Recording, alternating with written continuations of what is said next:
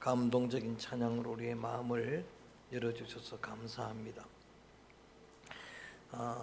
구약의 성경으로는 스가랴를 계속 지금 강해 중에 있고, 또 신약에는 고린도후서 말씀을 강해 중에 있습니다.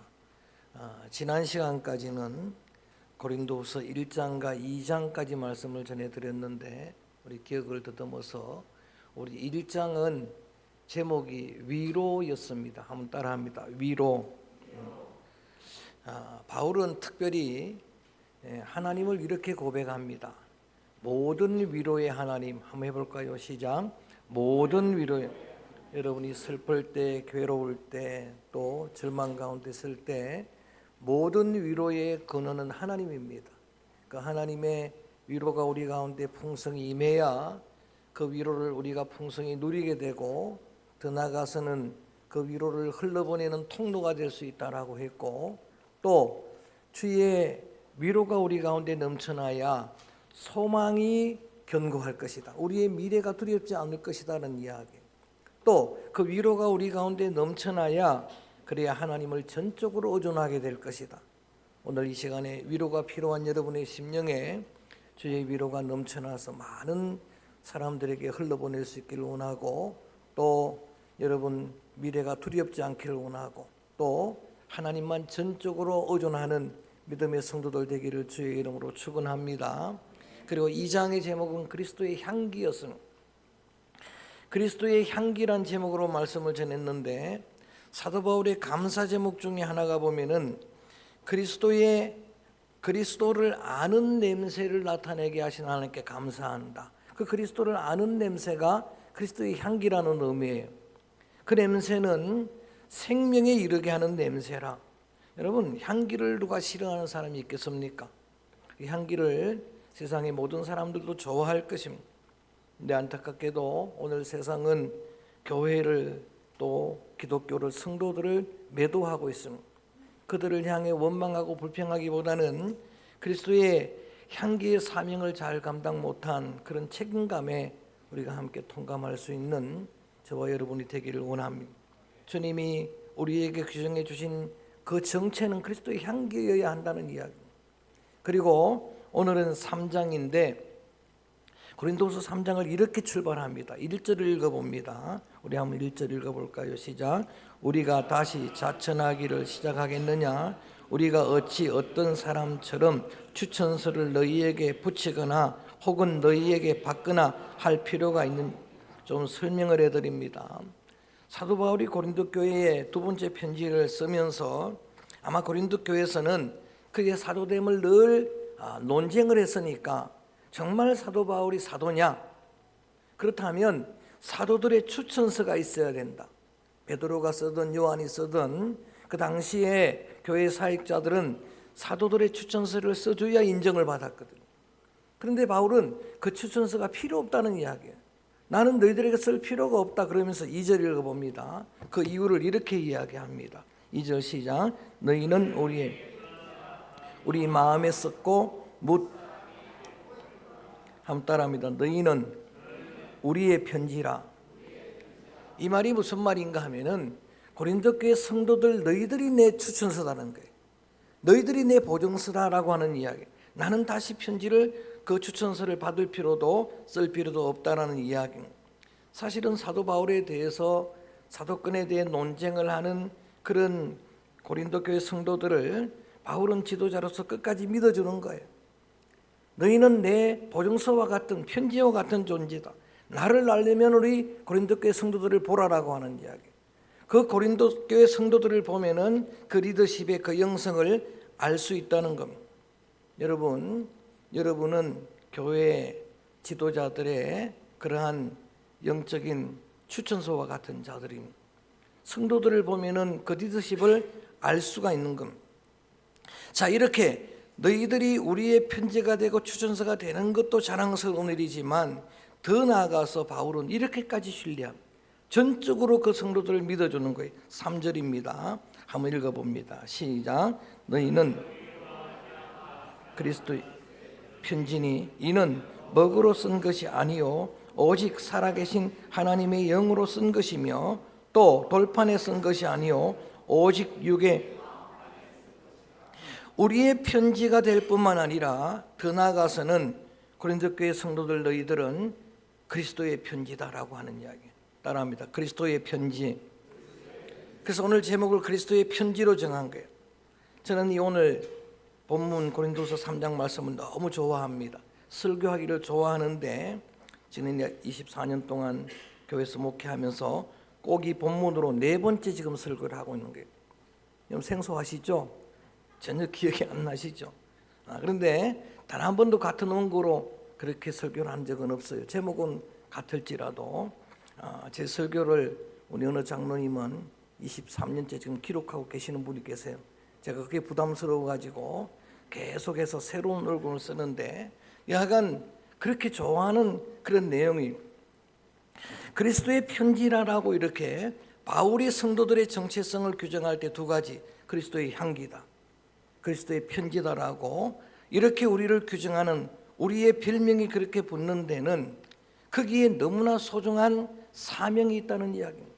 거기에 소중한 우리의 존재의 목적이 에릭 프롬이라는 사람이 소유냐 존재라는 책을 유명한 책입니다. 썼는데 우리 인생을 2 부류로 분류하는 거예요. 하나는 소유형 인생, to have, 뭘 가져야 의미가 있는 사람. 물질을 가지든지 명예를 가지든지 권세를 가져야 의미가 있는 그런 유형의 인생이 있는 반면에 to be, 존재형 인생이 있다. 뭐가 템으로 가치가 있고 의미가 있는 그런 인생이 있다는 거예요. 그런데 여러분 성도들은 전부 존재형 인생이라는 거예요. 여러분 이 마이크 하나도 목적이 있는 거예요. 마이크의 목적이 뭡니까? 소리를 잘 전달하는 거죠. 색이 중요한, 모양이 중요한 게 아니에요. 그런데 이 목적을 잃어버리면 어떻게 할까요? 빼내버리겠죠. 목적은 마이크가 정한 게 아니라 그 마이크를 만든 사람이 정한 거예요. 나의 목적은 나를 지으신 하나님이 정하는 거예요. 하나님이 나의 목적을 정해놓은 거예요.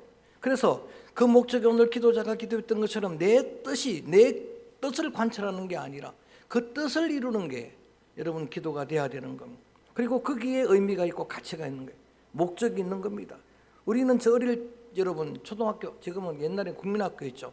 그 시절에 국민 GMP가 100불 시대였어요. 지금은 3만 불입니다. 그때의 가정통신문 여러분 그 가정환경조사 그거 보면 지금 보면 웃기는 거예요. 거기 라디오 있는 집, 선풍기 있는 집, 전화기 있는 집, TV 있는 집, 자동차는 아예 없었고요. 그때 보면 그 중에 2개만 있으면 부잣집이. 우리는 라디오 하나 있었습니다. 근데 지금 우리가 다 가지고 있잖아요. 근데 여러분 행복하십니까? 그때보다 더 행복하십니까? 사람의 생명이 소유에 넉넉함이 있지 않은 거예요. 우리는 그걸로 여러분 귀하죠. 소유를 갖는다는 게. 그렇지만 한계가 있는 거예요. 그래서 오늘 오전 말씀에 보면 제가 읽어드립니다. 우리의 만족은 따라합니다. 우리의 만족은 오직 하나님으로부터 나느니라. 할렐루야. 하나님이 나를 지은 목적, 하나님이 나를 세우신 그 사명, 거기에 그 목적에 이끌릴 때 리고렌 목사님이 목적에 이끌리는 삶으로 필독도서를 읽은 책이죠. 그 책의 내용이 다 이 한마디로 말하면 이거예요. 그래서 그리스도의 향기라고 하는 이 선언은 대단한 겁니다. 그리스도의 편지라고 하는 선언은 대단한 거예요. 지금은 편지를 안 쓰잖아요. 문자 시대죠. 카톡 시대죠. 근데 여러분 그런 낭만이 없어요. 우리 시대만 해도 편지를 썼던 시대예요. 말없이 끝내주고 말없이 여러분 얼마나 감동적인. 여러분 이 편지가 저는 결혼 전에 7년 동안 친구였던 제 아내에게 편지를 썼습니다. 그 편지를 상자에 담아가지고 결혼할 때 가지고 왔더라고요. 근데 여러분 그 편지가 마음을 열었고 그 편지가 결국은 결혼에 성공할 수 있었습니다. 할렐루야. 그리고 그 이후에 저는 편지를 한 장도 쓴 적이 없어요. 목적을 다 이루었거든요. 여러분 그게 편지잖아요. 그게 그렇게 귀한 게 편지인데 그런데 내가 쓴 편지가 아니고 그리스도가 쓰신 편지라는 거예요. 얼마나 귀한 편지예요. 만약에 여러분 여기 예수님이 직접 쓴 편지 하나가 있다고 생각해 보세요. 근데 오늘 3절 읽었던 내용을 보니까 그 썼는데 쓰신 그분이 먹으로 쓴 것이 아니라고 하는 거예요. 연필로 쓴 것이 아니라고 하는 거예요. 따라합니다. 영으로 쓴 것이라. 할렐루야. 우리가 얼마나 소중한 존재인가 하면은 예수님께서 그리스도께서 성령으로 쓴 편지라고 하는 이야기. 그것도 돌판에 쓴 것이 아니라 오직 육의 마음판에 쓴 것이라. 돌판에 썼다고 하는 것은 뭐와 비교하는가 하면은 모세의 율법과 비교하는 거예요. 모세의 율법이 얼마나 귀합니까? 모세의 율법은 십계명을 돌판에 썼어요. 얼마나 귀한 겁니까? 그런데 그거보다 더 귀한 편지가 마음판에 쓴 그리스도의 편지라. 너무나 소중한 존재라고 하는 그런 이야기는, 마음의 신비에 새긴 편지는 누가 지우지도 못합니다. 눈물로 쓴 편지는 귀하지만 읽을 수 없다고 노래할 때 하잖아요. 눈물은 빨리 말라버리니까. 마음판에 쓴 편지는 여러분 지워지지도 않는 거예요. 이게 얼마나 귀했으면은 우리 6절 하반절 뒷부분을 제가 읽어봅니다. 율법 조문은 죽는 것이요 죽이는 것이, 영은 따라할까요? 영은 살리는 것이니라. 이게 무슨 말인가 하면은 바울이 모세가 율법을 썼는데 그 율법은 로마서에서 바울이 이렇게 얘기한 거예요. 율법은 죄를 정죄하는 법이다. 율법은 죽이는 법이라는 거예요. 그렇다고 율법이 필요 없느냐? 그건 아니라는 거예요. 그렇다고 율법이 죄냐? 그건 아니라는 거예요. 율법이 아니고서는 죄를 죄로 깨닫지도 못한, 그러니까 엄청나게 귀한 게 율법인데 죄를 죄로 깨닫게 하는 건데 결국은 고발하는 거잖아요. 그 율법이 우리를 구원하지 못하잖아요. 그런데 영은 살리는 것이라. 그리스도의 편지는 영혼을 살리는 전도지라 라고 하는 이야기. 자, 7절 말씀 자막 없 좀 한번 읽어볼까요? 또 이렇게 조금 어렵지만 한번 볼까요? 시작. 돌에 써서 죽게 하는 율법 조문의 직분도 영광이 있어 이스라엘 자손들은 모세의 얼굴에 없어질 영광 때문에도 그 얼굴을, 바울이 글이 조금 어려운데 이런 이야기입니다.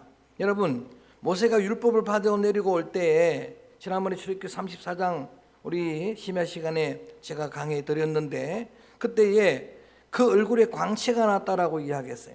율법을 받아오는 모세의 직분도 이렇게 영광스럽다. 얼굴에 광채가 나더라는 거예요. 그런데 8절 읽어볼까요? 8절에 그보다 더 훌륭한 은혜로운 직분이 영의 직분이라는 겁니다. 그리스도의 편지라고 하는 거예요. 8절 시작. 하물며 영의 직분은 더욱 영광이 있지 아니하겠느냐. 할렐루야. 모세보다도 더 영광스러운 직분이 성도라고 하는 이야기. 모세보다도 더 영광스러운 그런 직분이 오늘 믿음의 저와 여러분 우리 성도들임을 믿습니다. 이렇게 존귀한 존재라고 하는 거예요. 그러면서 13절 말씀에 우리가 함께 출애굽기 34장에서 확인한 대로입니다. 그걸 조명해 주는 겁니다. 13절 읽어볼까요? 13절 시작. 우리는 자손에게 장차 엎으실 것의 결국을 주목하지 못하게 하려고 수건을 그 얼굴에 쓴 것 같이 아니. 자, 저를 잠깐 봅니다. 모세가 시내산에서 내려올 때 얼굴에 광채가 났어요. 그런데 율법의 영광 직분은 잠깐 있는 일시적인 영광이라는 건 모세는 그걸 알았어요. 계속 광채가 나지 않을 걸 알았어요. 그런데도 백성들은 거기만 주목하는 거예요. 모세의 얼굴에 나는 광채만 주목하는 거예요. 그래서 모세는 그 광채를 주목하지 못하게 할 얼굴에 뭘 썼다고요? 수건을 썼다는 거예요.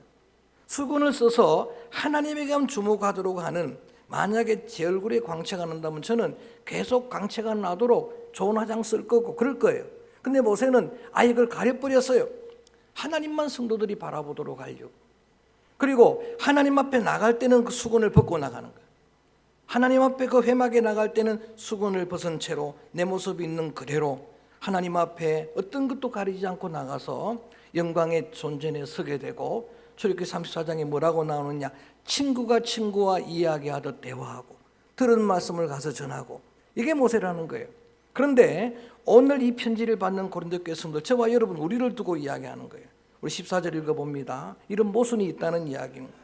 모세는 얼굴을 가렸다가 그리고 벗고 주님 앞에 나갔는데 오늘 성도들이 예배할 때는 그렇지 않다는 이야기예요. 우리 한번 14절 읽어볼까요? 시작. 그러나 그들의 마음이 완고하여 구약을 읽을 때에 그 수건이 벗겨지지 아니하고 있으니 그 수건은 그리스도 안에서 없어질 것이라.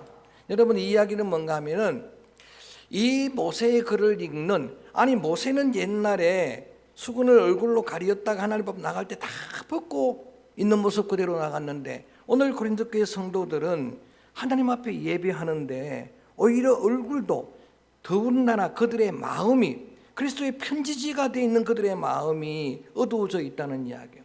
조금 쉽게 우리식으로 말하면은 열심히 성경을 몇 독을 하는데 마음이 점점 더 어두워 간다는 이야기예요. 이게 모순이잖아요. 여러분, 교회 신앙생활 연수가 더 늘어가는데 마음은 점점 어두워 간다는 이야기. 그거 좀 설명을 해드리면, 당시의 고린도 교회 성도들, 그들은 복음으로 이렇게 바울이 열정적으로 세워서 잘 부흥하는 교회였는데 이단들이 그들을 미혹한 거예요. 이단들이 그들을 유혹하는 거예요. 당시 초대교회 이단 대표가 세 개입니다. 한번 공부합니다. 율법주의. 율법주의는 바리새인들의 이단이에요.